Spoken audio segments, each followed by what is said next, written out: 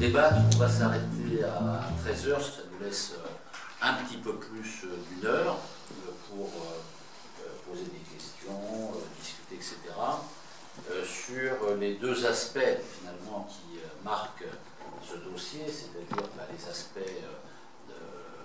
techniques, scientifiques liés au réchauffement climatique et les aspects politiques, parce que là nous avons un excellent sujet de relations internationales.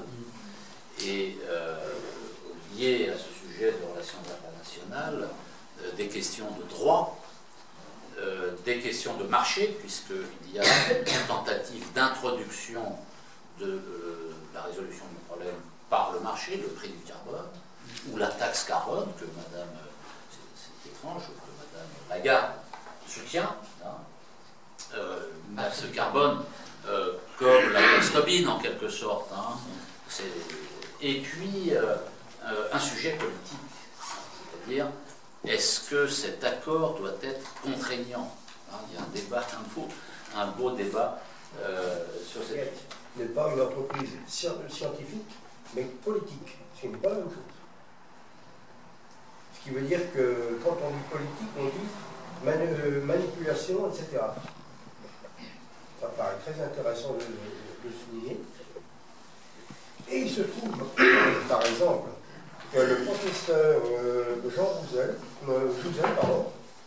qui est quand même un vice-président du GIEC, disait récemment, en fait, le réchauffement de la Terre, c'est 0,01 degré par an.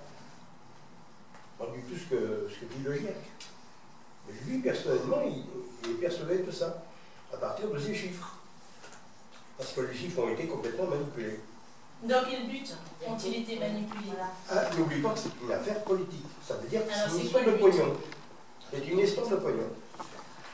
Et regarde, comme par exemple, justement, les achats et ventes de droits à polluer. Ben voilà, on y est. Et il se trouvait, moi j'ai trouvé des articles, des graphiques très intéressants. Il y a le graphique du haut, c'est le graphique officiel, c'est-à-dire qu'ils disent toujours que ça monte. Et le graphique du bas qui est parti de bien plus loin, où on se rend compte qu'en fait, c'est en 1200 qu'il a fait beaucoup plus chaud que maintenant. Et c'est revenu plus bas, naturellement. Alors on est remonté et on est en train de redescendre à nouveau depuis l'an 2000. Et ça, on ne le dit pas. Ça a été découvert par une façon complètement différente. La densité des bois anciens. Parce que plus la température est forte, et plus le bois est serré. Et ça a été découvert récemment, mais le GIEC n'en tient pas compte. Et c'est à partir de ça qu'on a pu remonter très loin avec de vieux arbres qui avaient des couches successives, et on a traduit comme ça. Ben précisément, moi ça porte là-dessus. Enfin, j'ai deux remarques. À mon avis, le fait de se positionner en faveur de la pertinence scientifique du GIEC ou de sa non-pertinence, comme ce que souligne Jean-Claude, est le meilleur moyen de dépolitiser ce problème. Et, en fait, les deux optiques. Pourquoi je dis ça? Parce que la manière de présenter tout ce problème, et notamment depuis les années 80, et ce que tu as souligné, la suite d'accords internationaux qui se sont emparés de ce problème, ont eu pour propriété de présenter les problèmes environnementaux, dont le réchauffement climatique n'est qu'une partie, comme un problème technique. C'est-à-dire comme ce qu'on appelle, par exemple, en économie, une externalité négative. Et ce problème technique se règle donc de manière technique. Et la seule manière de faire rentrer la politique dans le débat aura été, dans tout le déroulement de ce processus institutionnel, le fait de dire, oui, mais les États vont défendre leurs intérêts particuliers, et l'échelle de ce problème est globale. Nous avons donc un problème entre la manière de régler politiquement le problème et sa nature, vu son échelle. Donc, si on fait des réunions internationales et des traités internationaux contraignants qui s'emparent de ce problème technique, nous pourrons répondre de manière cohérente à ce problème.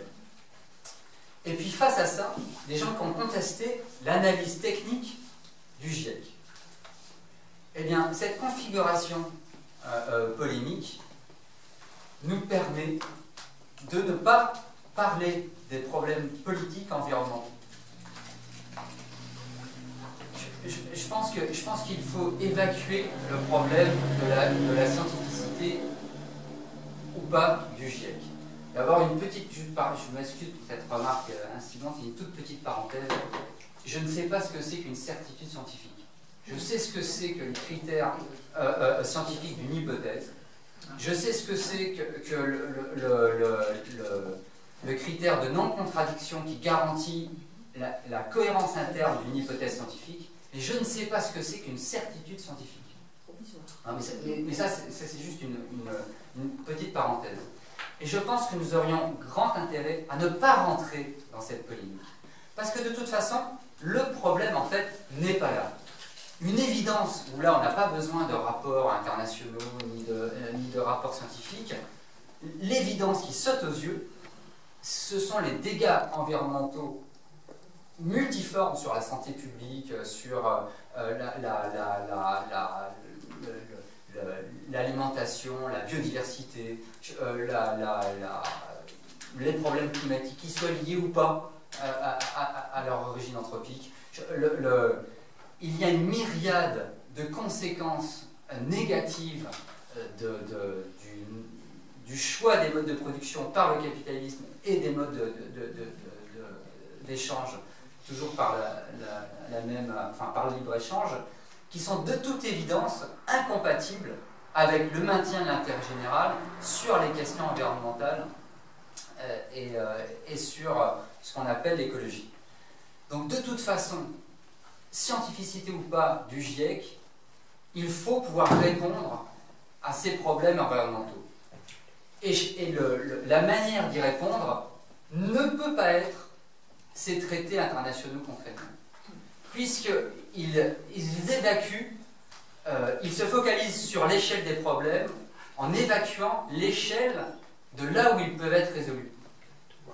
Parce que là, comme ce que dit en général le MPEP, et il a 1000 fois raison, là où on peut gagner un rapport de force, et y compris ces rapports de force-là, ne sont gagnables qu'à l'échelle de là où ils peuvent se produire, ces rapports de force, à savoir l'échelle nationale. Donc si on veut pouvoir répondre aux impacts négatifs environnementaux et écologiques, c'est évidemment à l'échelle nationale qu'on doit établir les rapports de force, et donc pas dans des traités internationaux qui évacuent cette case.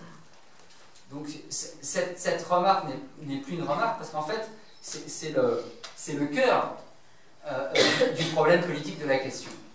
Donc tant qu'on sera sur les problèmes de est-ce que le GIEC a raison ou est-ce qu'il a tort, nous continuerons d'alimenter une polémique qui est bien faite pour évacuer la politique des problèmes environnementaux et écologiques. Donc c'est la première remarque. Elle me paraît majeure à traiter si on veut continuer de politiser ce problème. La deuxième, elle est plus... c'est sur le schéma numéro 14 que tu nous as montré, sur les émissions de gaz à effet de serre avec une base 100 sur l'année 1990, et la différence entre la courbe rouge de l'Union européenne, qui est donc la plus basse, et la courbe spectaculaire de la Chine, qui en plus suit une direction qui semble exponentielle sur la base de ce schéma. Je trouve qu'il y aurait moyen de politiser ce schéma numéro 14 de manière extrêmement pédagogique. Parce que c'est ce qui nous montre qu'il n'y a pas de désindustrialisation à l'échelle mondiale, mais au contraire, un déplacement de l'industrialisation qui, comme elle a été découplée des lieux de consommation, permet d'évacuer et les problèmes politiques, et les rapports de force, et les conséquences environnementales et sociales du fait d'avoir délocalisé la production. Tout en augmentant les conséquences. Tout en augmentant les conséquences négatives sociales et environnementales. Et la Chine nous le montre, c'est-à-dire où est la production industrielle de l'Union européenne? Eh bien, dans la courbe du haut. Elle est dans la courbe du haut. L'essentiel de la consommation et donc de l'industrie européenne est passé en Chine, avec des bas salaires, aucune condition de sécurité, pas de fiscalité, aucun effet de contrainte au niveau environnemental. Parce que là, par exemple, tu disais que la Chine ne dispose pas des techniques de production de l'Union européenne. Mais c'est bien parce qu'on n'en dispose pas que la production se passe en Chine. Bien sûr.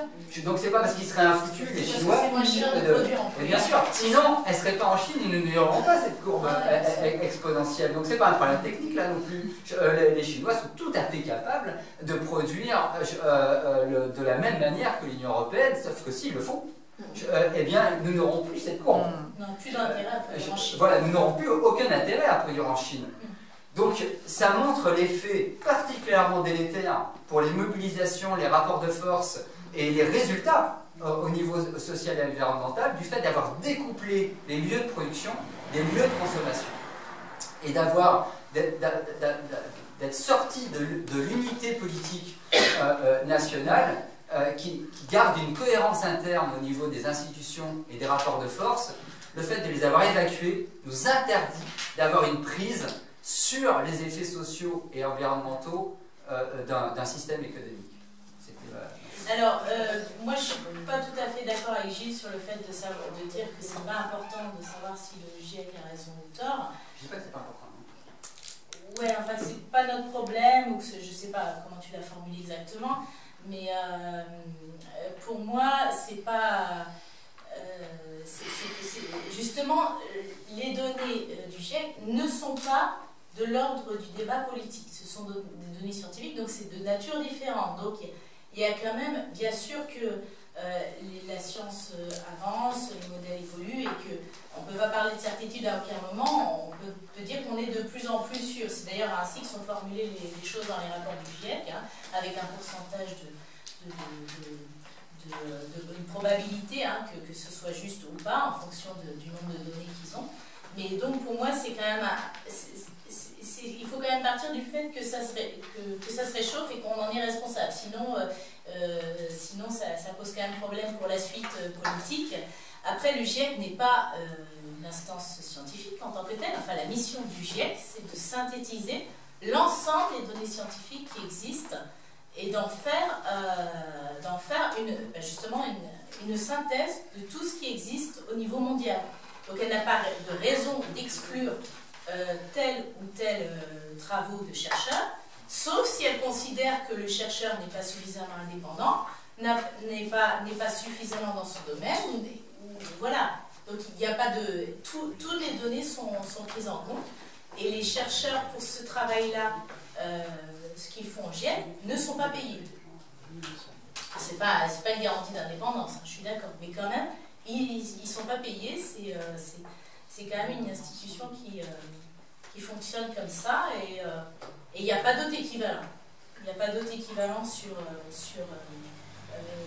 ce qu'est le GIEC, donc c'est quand même intéressant. Après, sur l'histoire de... Après, on reviendra sur la conférence internationale, peut-être, hein, et le fait que les décisions nationales par rapport à nos idées, mais sur le fait qu'effectivement, c'est parce qu'on fait produire en Chine, et parce que la Chine est devenue un atelier du monde, qu'elle produit beaucoup de gaz à effet de serre, et parce qu'elle le fait dans des conditions environnementales qui ne sont pas celles imposées par l'Union européenne. C'est-à-dire, nous, on impose sur notre territoire des conditions de production, mais on accepte d'importer des pays qui ne respectent pas ces conditions, parce que c'est tout l'intérêt du dispositif, bien sûr. C'est vrai aussi non seulement pour la production industrielle, mais c'est vrai aussi pour la production d'énergie. Parce qu'en fait, on produit assez peu d'énergie sur notre territoire, enfin assez peu d'énergie, Donc on ne produit pas de pétrole, on a refusé les gaz de schiste, mais ça nous empêche pas d'importer du gaz de schiste d'ailleurs, hein, ça ne nous dérange pas. On a les centrales nucléaires et on voit bien que ça nous pose d'énormes problèmes. Alors si on avait des puits de pétrole, j'imagine le tollé, hein, mais si les puits de pétrole sont ailleurs, par contre ça ne nous dérange pas. Voilà. Alors, et ça c'est quand même en évolution aussi, parce que historiquement, on avait une production de pétrole qui se situait dans des pays, on va dire du tiers-monde, enfin des pays qui pouvaient être riches grâce au pétrole, mais qui n'étaient pas des pays industrialisés. Et actuellement, c'est en train de changer, parce qu'on a 3 nouvelles technologies qui ont été autorisées, qui auraient pu être interdites au niveau mondial. Hein. La première chose, c'était de les interdire, à mon sens. Hein. C'est les forages en eau profonde, c'est les gaz de schiste, et c'est le pétrole issu des sables bitumineux. Et ça se situe dans les pays développés. Et là, c'est en train de changer complètement la donne. C'est pour ça qu'on a pu avoir en France une mobilisation contre les gaz de schiste. Aux États-Unis, ça bouge beaucoup aussi. Le forage en eau profonde, quand même, le premier exemple des débats qu'on a eu, c'est dans le golfe du Mexique, la catastrophe de Deepwater. Et c'est la plus grosse catastrophe, la plus grosse marée noire de l'histoire. C'est-à-dire, c'est sans comparaison avec ce que contient un pétrolier, un puits en eau profonde qui fuit. Et on parle de faire des puits en eau profonde dans le nord, dans l'Arctique, etc. Les sables bitumineux, c'est au Canada. C'est des surfaces gigantesques, mais de l'ordre des régions entières, voire de pays, qui vont être détruites par ça. Et c'est quand même aux portes des gens, aux portes des consommateurs, en fait. C'est-à-dire les gens qui sont les consommateurs de ces produits pétroliers vont aussi voir directement les dégâts de l'extraction. Et ça peut peut-être changer la donne, parce que justement, quand l'extraction était... quand il y a eu des dégâts dans le delta du Niger ou autre, bon, ça ne nous touchait pas de près, ça ne nous empêchait pas de continuer à utiliser notre pétrole. Et c'est pour ça que, non seulement pour l'industrie, mais pour la production d'énergie, c'est fondamental de pouvoir la produire sur le territoire sur lequel on est souverain et on décide pour décider de l'ensemble de la chaîne de la production d'énergie jusqu'à la production de biens industriels. Donc ça, c'est très important, la localisation des sites à la fois de production et puis d'extraction énergétique. On peut peut-être voir un petit peu, analyser un petit peu ce qui se passe avec des mouvements, je pense, citoyens comme Alternativa ou des choses comme ça, qui sont en dehors des partis politiques et qui pensent, là justement, je pensais à l'affiche, là, on compte sur vous, enfin, je ne sais pas quoi, et au moins moi, ce que j'en connais sur Nice, enfin, il y a eu quand même pas mal de... Je crois qu'il y a eu 15 000 personnes à Nantes, 40 000 à Paris, 8 500 à Mansartou, je connaissais à Mansartou, qui sont partis plutôt de jeunes. C'est la première fois, moi, que je voyais un mouvement citoyen comme ça qui part de jeunes. Ça, c'est déjà important, parce qu'en général, la moyenne d'âge est bien plus élevée. Et donc, qu'en penser, non. Parce que je trouve que pour l'instant, on a donné des chiffres, des faits, mais qu'est-ce qu'on fait, quoi? Deux remarques. D'une part, c'est assez amusant, le GIEC est parti des USA, qui est un pays très polluant, par définition, et en même temps, les USA refusent de se plier à la moindre discipline. Et le GIEC, en fait, a été simplement formé pour dire, voilà, ça réchauffe, on va le prouver. Ils ont commencé par dire, ça réchauffe, donc on va le prouver. Au lieu de faire la démarche scientifique inverse, se rendre compte que ça réchauffe, donc on va le dire. Alors, pour moi, ça pose un problème. D'autre part, j'ai une anecdote à propos de Deepwater. C'est un jeune homme que je connais qui travaille dans le pétrole et il disait que la boîte où il travaille, c'est Schlumberger, avait dit justement c'est Shell, je crois. C'est ça? Comment? C'est Shell qui avait... C'est BP. C'est BP, oui, d'accord. Qui avait dit à BP, attention, ce puits-là, arrêtez tout, ça va péter. Et BP a continué. C'est clair. Quand Gilles parle de rapport de force, effectivement, si tu présentes les choses comme ça, on voit bien à quoi on veut se mais quand on entend les émissions sur la radio, tout ça, ne sont pas sur ce problème, ne sont pas sur cette idée de rapport de force. Sans blague. Donc on a bien un point politique à démystifier, parce que si on dit, si tu le dis comme ça, on dit, ben oui, effectivement, c'est comme ça que traîne le problème. Donc on a effectivement là une recherche politique à travailler, parce que dans les mots, dans la manière de se positionner, voilà. Ça c'est important, semble-t-il. Et puis, c'est assez, un peu dans le même sens, mais en fait la mondialisation industrielle est en fait est ennemie de la baisse des gaz à effet de serre. Mais pourtant, on ne cesse de nous dire que c'est par un mouvement mondial, et surtout pas national, qu'on va régler le problème. Parce que c'est un peu, voilà. Il y a là une contradiction importante qu'on a intérêt à analyser si on veut présenter les choses différemment, en profondeur. Pour le problème serait la solution.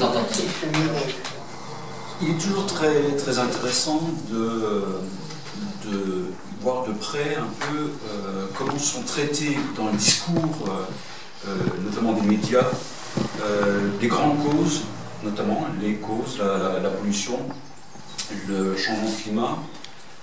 On s'aperçoit que bien souvent il s'agit d'édulcorer ou d'excuser. Je me rappelle notamment d'une campagne où il s'agissait de sensibiliser les téléspectateurs sur les capacités de chacun d'entre nous à économiser notre énergie, notamment en coupant les appareils mis en veille. C'est quand même extraordinaire, ça. La capacité qu'on a de réduire notre consommation énergique en coupant les appareils mis en veille, alors qu'on ne parle absolument pas des capacités de l'industrie, par exemple, ou de grandes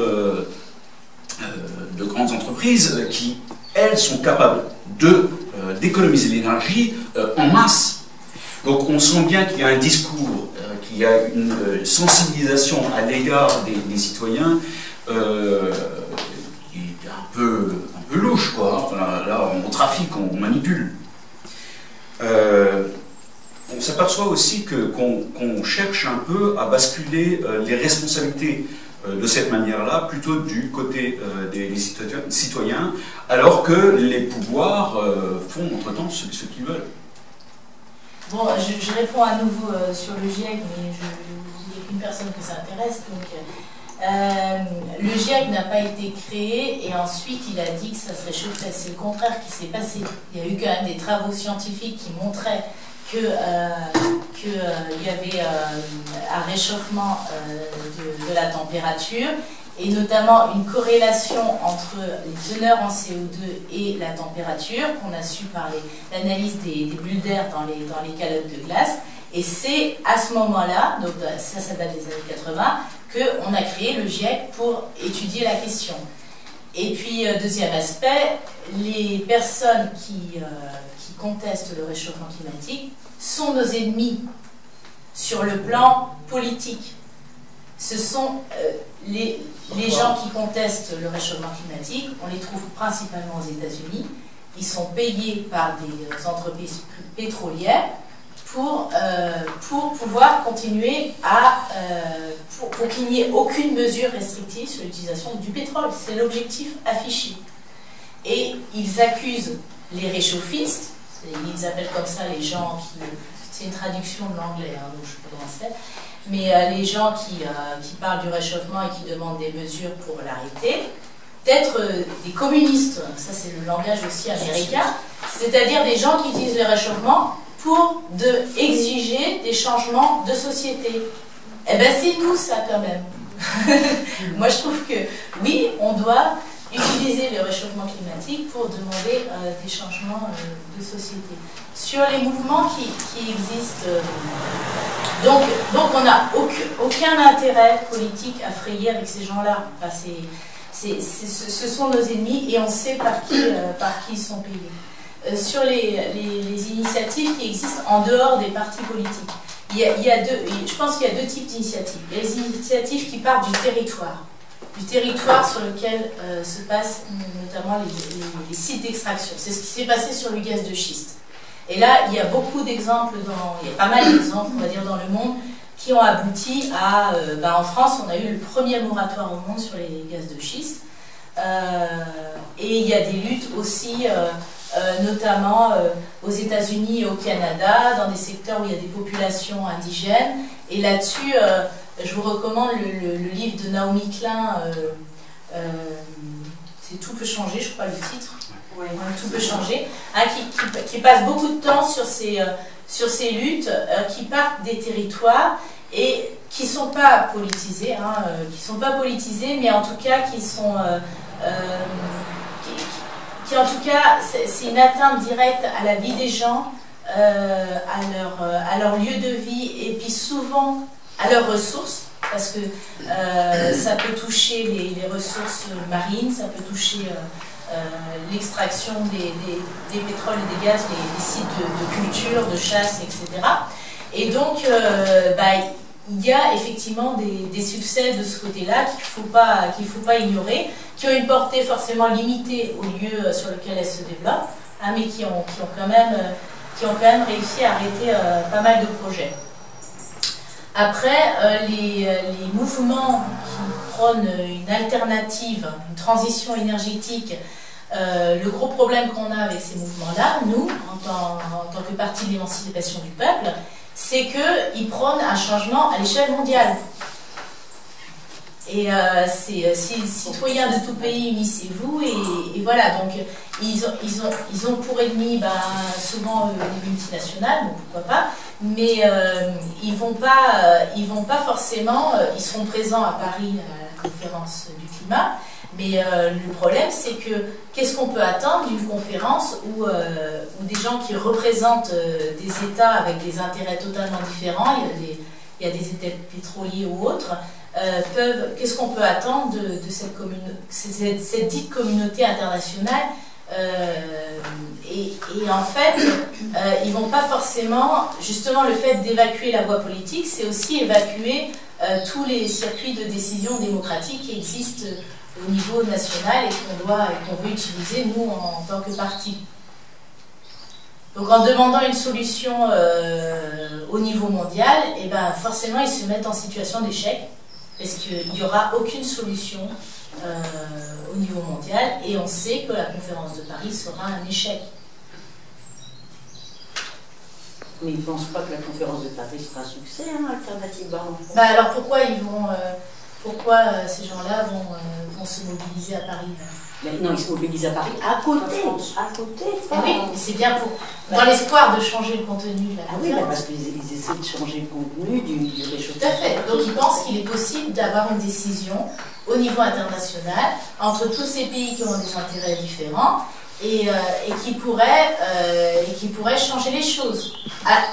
Malgré l'expérience et tout l'historique que je vous ai montré, qui montre que c'est de pire en pire et que voilà, on n'est pas du tout sur cette voie-là.